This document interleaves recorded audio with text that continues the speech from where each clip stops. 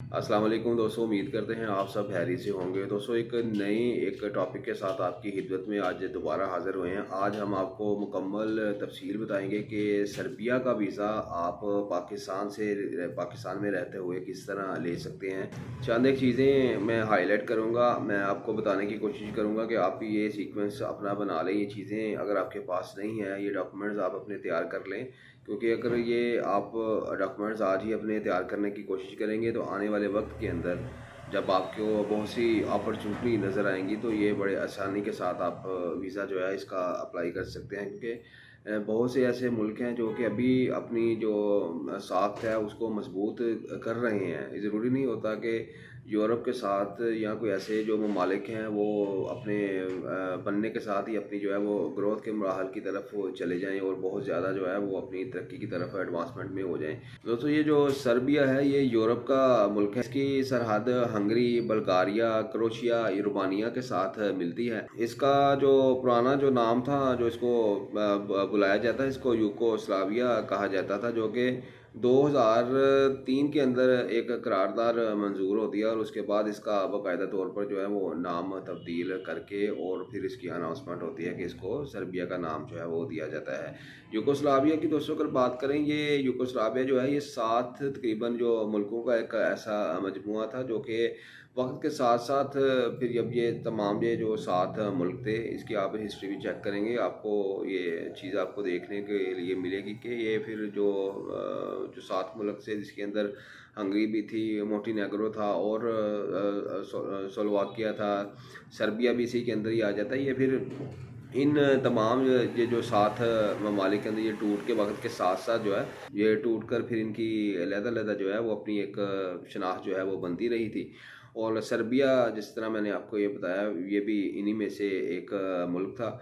और उसके बाद फिर इन्होंने बाकायदा तौर पर अप्रैल 2008 के अंदर ये दरख्वास्त देते हैं यूरोपीय यूनियन को कि हमें भी जो है वो यूरोपीय यूनियन का हिस्सा बनाया जाए, जो कि वक्त गुजरने के बाद सर्बिया जो है वो यूरोपीय यूनियन का हिस्सा जो है वो बना था। काम की दोस्तों आपको यहाँ पे थोड़ी मैं तफसील बता देता हूँ कि इस मुल्क के अंदर, सर्बिया के अंदर काम के बहुत ज़्यादा जो है वो मौके हैं, क्योंकि एक तो ये अब यूरोप के अंदर है और दूसरा शेंजन ममालिक के बिल्कुल साथ ही है। बहुत सी ऐसी जो इनकी डिमांड्स होती हैं इन ममालिक की, इसको पूरा करने के लिए ये हम वक्त जो है वो इसी तगदो में रहता है। उसमें आपको ये कुछ मैं चीज़ें बता दूं कि एक तो यहाँ पे जो ज़राअत है इसका बेशुमार इनका जो है वो काम है। लोहारा हो गया, रसबरी हो गई, ये अपने मुल्क की ज़रूरत को पूरा करने के अलावा ये इनके साथ जो दूसरे इसके हमसाया ममालिक हैं, ये जो इसके जो यूरोपियन ममालिक हैं, जो शेंजन ममालिक हैं, इसकी ये ज़रूरियात भी पूरा करते हैं। काफ़ी हद तक जो है ये चीज़ें यहाँ से ही जो है ये तैयार होके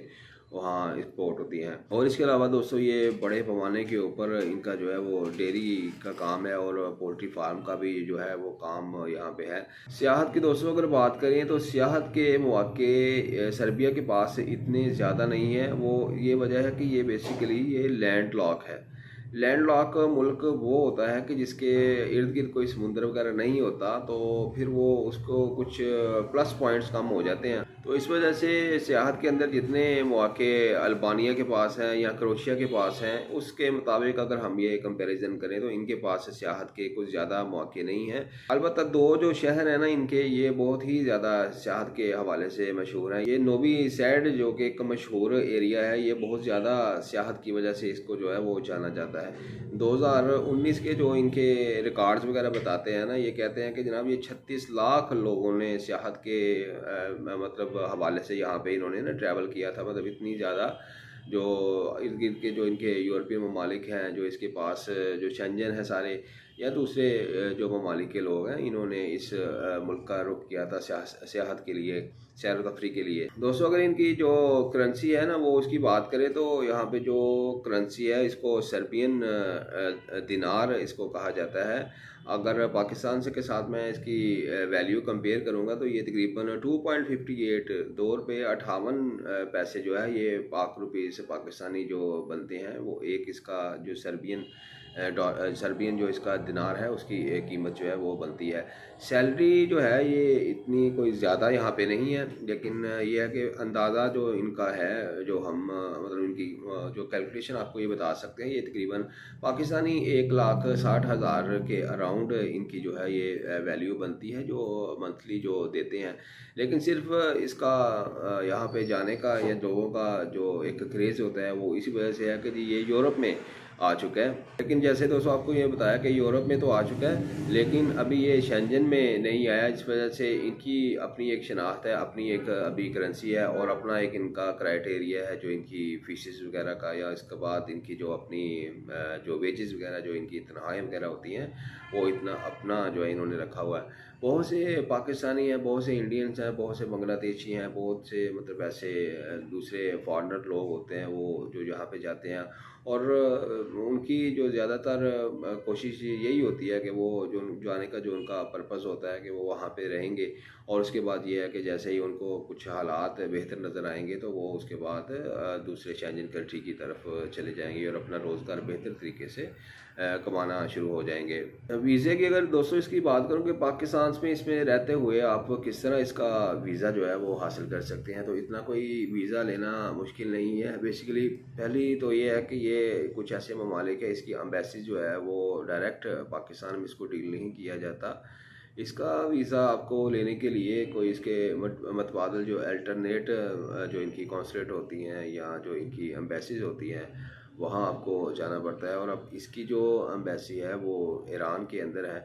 आपको कुछ अपने जो डॉक्यूमेंट्स होते हैं वो प्रिपेयर करने होते हैं, उनकी आपको तैयारी करना होती है, और उसमें जो आपको कुछ मैं स्पेसिफिक डॉक्यूमेंट्स आपको मैं बता देता हूँ कि अगर आप बिजनेसमैन हैं, कारोबार अपना कर रहे हैं, अपनी एक बाकायदा शनाख्त रखते हैं, उसके लिए जो आपको डॉक्यूमेंट्स वगैरह चाहिए, सबसे पहले आपको अपना NTN है, टैक्स रिटर्न है, आपकी FRC है, MRC है, मैरिज रजिस्ट्रेशन सर्टिफिकेट है। उसके बाद अगर आपका कोई प्रॉपर्टी के कुछ डॉक्यूमेंट्स हैं, या आपने अपने आप को वैल्यूएट करना है कौन से ऐसे डॉक्यूमेंट्स, मतलब आपका अगर कोई एग्रीमेंट किसी के साथ कोई हुआ है, रेंटल एग्रीमेंट, आपको कोई रेंट की शक्ल में कहीं से कुछ पैसे वगैरह आ रहे हैं, ये सब चीज़ें आपने एक चीज़ें इकट्ठी करनी है, क्योंकि आपने अपने आप को जो आपके पाकिस्तान के साथ तल्लुकात हैं वो आपने मजबूत स्ट्रॉन्ग टाइज अपने शो करने हैं, क्योंकि इन्हीं चीज़ों के ऊपर आपका फ़ैसला करेगा एम्बेसडर जो बैठा होगा कि आया आपको वीज़ा देना चाहिए कि नहीं देना चाहिए। और उसके बाद दोस्तों आपको अपनी इंश्योरेंस जो होगी वो लेनी है, और इंश्योरेंस के बाद आपको अपना जो पासपोर्ट आपका और आपका जो पासपोर्ट होगा वो कम से कम भी 6 माह के लिए आपका वैलिड होना चाहिए। ID कार्ड आपके पास अपना जो कंप्यूटराइज है, इंग्लिश वाला है, वो आपके पास होना चाहिए। दोस्तों इन सब डॉक्यूमेंट्स को आपने इकट्ठा करना है, जो आपको मैंने कुछ इसकी डिटेल्स वगैरह शेयर की है। इसके अलावा मज़ीद इसके अंदर आपने ना अपना एक फॉर्म होता है जिसके अंदर फॉर्म C उसको कहते हैं, वो जब आप वहाँ जाएंगे एम्बेसी के अंदर वहाँ से भी आप ले सकते हैं। आपने एक ज़रूरी काम ये करना है, जो जब आपने तेहरान जाना है उससे पहले पाकिस्तान में रहते हुए ही आपने इस एम्बेसी से अपनी अपॉइंटमेंट ले लेनी है, क्योंकि जब आपने अपनी अपॉइंटमेंट ली होगी तो फिर आप उस मुकर्रर दिन जाएं तो वो बेहतर होगा, बजाय ये कि आप रैंडमली चले जाएं ये डॉक्यूमेंट्स वगैरह लेके। तो फिर आपके लिए अगर अपॉइंटमेंट उस दिन नहीं होती है, या अल्टरनेट की आपको किसी दिन की मतलब बादल दिन की आपको अपॉइंटमेंट दे देते हैं, तो आपके लिए मसला हो सकता है।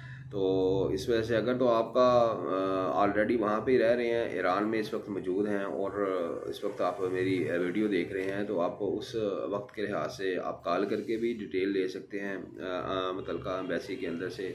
कोई यहाँ पे अभी कुछ चेंजिंग वगैरह तो नहीं हुई है, तो ये डॉक्यूमेंट्स आपने लेके सब जमा करवा देने हैं आपने एम्बेसी के अंदर। और इसकी जो फ़ीस आपने जो जमा करवानी है, बड़ी ही इसकी माइनर सी फ़ीस है, जस्ट इसकी $2 इसकी फ़ीस है। और वो आपने उसी वक्त जब आप अपने डॉक्यूमेंट्स वगैरह, अपनी बैंक स्टेटमेंट्स वगैरह ये सब चीज़ें सबमिट करते हैं, और उसके साथ ही आपसे ये फ़ीस जो होगी वो ले ली जाएगी। ओरिजिनल पासपोर्ट आपका लेके रख लिया जाएगा। और ये जब आपसे डॉक्यूमेंट्स वगैरह सारा दोस्तों ये ले लेते हैं, तो ये तकरीबन हफ्ते से 15 दिन का इनका एक टाइम होता है। ये अपने तमाम जो डॉक्यूमेंट्स वगैरह होते हैं आपके दिए हुए, वो उसको देखते हैं, आपकी डॉक्यूमेंट्स की ये स्क्रूटनी करते हैं। और उसके बाद ये है कि अगर इनको ये लगता है कि आप वाकई एक जेन्युइन ट्रैवलर हैं और आपको वीज़ा दे देना चाहिए, तो ये फिर ये है कि आपको वीज़ा जो है वो इशू कर देते हैं। एक चीज़ इसके अंदर दोस्तों मैं बताना भूल गया हूँ, वो आपको मैं साथ यहाँ बता देता हूँ कि अगर आप अभी सर्बिया का जब वीज़ा अप्लाई करने जा रहे हैं तो इसके अंदर आपको एक इनविटेशन की भी ज़रूरत होती है। इनविटेशन को इतना मुश्किल नहीं होता, बेसिकली हर जो एम्बेसी होती है उसकी एक पैटर्न स्टाइल उसने बनाया होता है। आप अगर इसका इनविटेशन लेना चाह रहे हैं तो आप बड़ी आप कंपनीज जो हैं वो मिल जाएंगी। आप गूगल करेंगे, आपको सर्बिया के अंदर बेशुमार जो ट्रैवल प्लानर हैं उनका कॉन्टैक्ट नंबर भी मिल जाता है। आप उनसे कांटेक्ट कर सकते हैं, अपने तमाम तरह जो डिटेल है वो उनके साथ शेयर कर सकते हैं।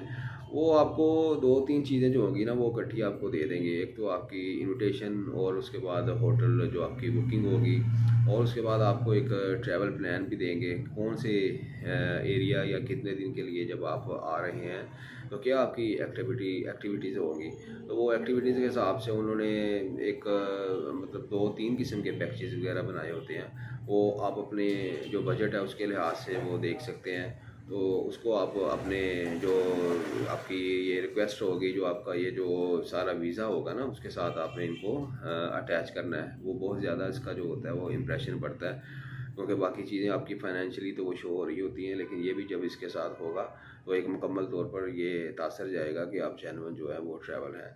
तो ये दोस्तों कुछ इसके अंदर डिटेल थी सर्बिया के हवाले से कि आप पाकिस्तान में रहते हुए क्या प्लान कर सकते हैं, किस तरह सर्बिया का वीज़ा ले सकते हैं। तो इस वक्त बड़े अच्छे मतलब चांसेस हैं, बहुत अच्छा माहौल है, फ़ीस भी बहुत कम है। और उसके बाद ये है कि अगर आपका कुछ प्लान बनता है, बहुत से दोस्त हैं जो तुर्की जाते हैं, बाय रोड जाना चाहते हैं, वो अपने प्लान का हिस्सा इसको बना सकते हैं। गुजरते हुए इस पे डॉक्यूमेंट्स भी अगर वो अपनी रिक्वेस्ट दे देते हैं तो या आते हुए अपनी रिक्वेस्ट जो है वो वहाँ से तुर्की से बाय रोड जब वापस आते हैं वो जमा करवा सकते हैं। तो ये है कि अगर आप बाकू में जाते हैं तो बाकू से अगर आप आते हैं ईरान के अंदर बाय रोड, मुख्तलिफ आपके मल्टीपल रास्ते बन जाते हैं, तो इतना मुश्किल नहीं है आपको। इसमें अगर थोड़ा सा प्लान करके चलते हैं तो मुझे यकीन है आपको वीज़ा यूरोप का मिल जाएगा। और अगर आप वहाँ से क़याम करके कुछ दिन रह के वापस आ जाते हैं और आके यहाँ डायरेक्टली अगर आप स्पेन का, जर्मनी का, फ्रांस का या शेंजन किसी कंट्री का आप वीज़ा अप्लाई करते हैं तो बहुत ज़्यादा अमकानात होते हैं आपके कि आपको फिर दोबारा जब आप किसी एम्बेसी में अप्लाई करें तो आपको डायरेक्ट यहाँ से शेंजन का वीज़ा मिल जाए। तो इस वक्त ये कुछ डिटेल आपके साथ मैंने सर्बिया वीज़ा के हवाले से शेयर किया कि किस तरह आप इसका पाकिस्तान में रहते हुए वीज़ा ले सकते हैं। फिर वक्त के लिए आपसे मैं इजाज़त चाहूँगा। एक नए टॉपिक के साथ एक दोबारा आपकी खिदमत में हाज़िर होंगे। अपना बहुत सा ख्याल रखिएगा। अल्लाह आपका हामी व नासिर हो।